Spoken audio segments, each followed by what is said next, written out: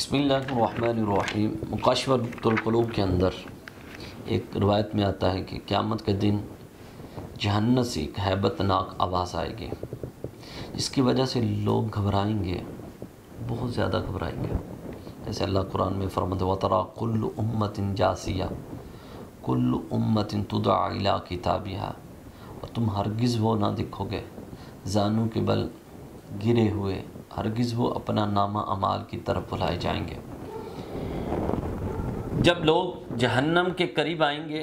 اس کی سخت گرمی اور ہیبت ناک آواز سنتے یہاں تک کہ 500 سال کے مسافت کے دور سے وہ سنائی دے جائیں گے۔ ہر کوئی نفسہ نفسی کے اندر ہوگا، نفسہ نفسی کے اندر ہوگا، ہر کوئی اپنے اپنے میں پڑا ہوگا، اور سارے کے سارے میرے آقا جتنے بھی نبی و نفسہ میں میرے آقا امتی امتی کہتے ہوں گے اس وقت، امتی امتی امتی ہوں گے۔ اور اس وقت جہنم سے انتہائی بلند آگ باہر نکلے گی، بلند آگ جو ہے نا باہر نکلے گی،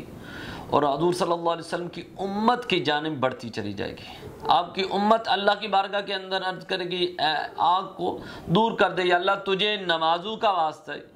صدقہ کا واسطہ ہے، روزے کا واسطہ ہے،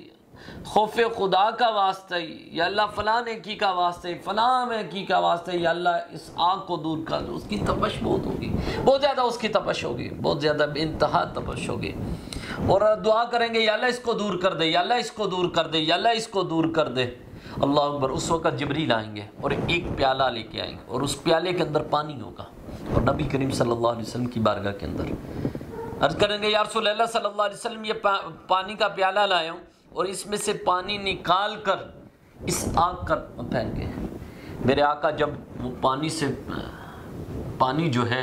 پیالے سے نکال کر اس آگ پر پھینکیں گے، تو وہ آگ اپنی جگہ چھوڑ کر پھر جہنم کی جانب چل پڑے گی، پیچھے ہٹتی چلی جائے گی، وہ ساری کی ساری وہ جہنم میں چلی جائے گی۔ میرے آقا پوچھیں گے جبریل یہ کیا ہے، یہ کون سا پانی ہے؟ تو جبریل عرض کریں گے یا رسول اللہ صلی اللہ علیہ وسلم آپ کے امتی جو اللہ کے خوف سے،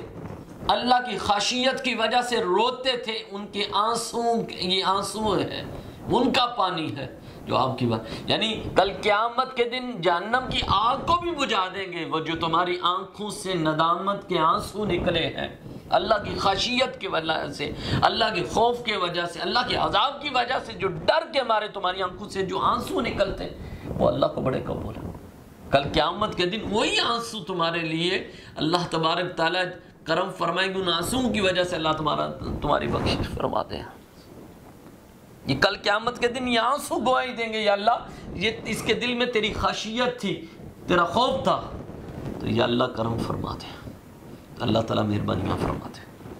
اللہ تعالیٰ کرم کرتے گا انشاءاللہ۔ تو بس اللہ سے یہ دعا ہے کہ اللہ تعالیٰ ہمارے دلوں میں خشیت پیدا فرماتے، کرم